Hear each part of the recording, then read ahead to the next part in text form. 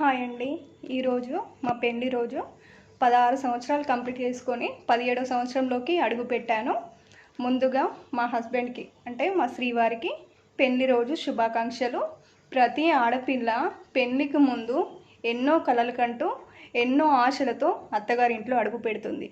కానీ ఆ ఆడపిల్ల ఆశలు కోరికలు సంతోషంగా ఉంటుందా లేదా అనేది తాళి అనేది మెడలో పడిన తర్వాతనే అర్థమవుతుంది ప్రతి ఆడపిల్లకి. నిజంగా నా లైఫ్లో సంతోషం అనేది అడుగు పెట్టింది అంటే మా భర్త అంటే మా శ్రీవారు నా జీవితంలోకి అడుగు పెట్టిన తర్వాతనే.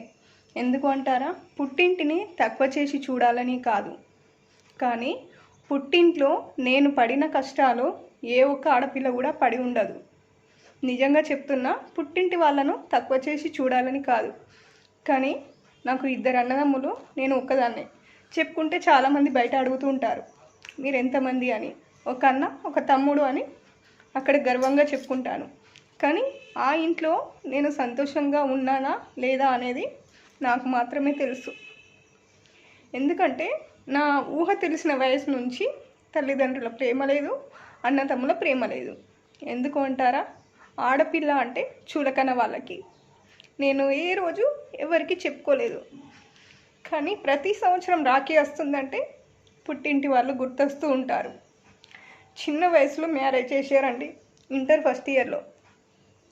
అంటే 16 కంప్లీట్ అయ్యి 17వ సంవత్సరంలో నాకు మ్యారేజ్ చేసేసారు. అప్పుడు ఏమీ తెలియని వయస్సు. మనం ఎలా అర్థం చేసుకుంటాము, ఎలా అత్తగారింటిని చక్కదిద్దుకుంటాము అనేది మనకేమీ తెలియదు. కానీ ఆ టైంలో నా భర్త నాకు తోడుగా ఉండి నా బాధని నా కష్టసుఖాన్ని అర్థం చేసుకున్నారు అంటే నేను ఏ జన్మలో చేసుకున్న పుణ్యమో.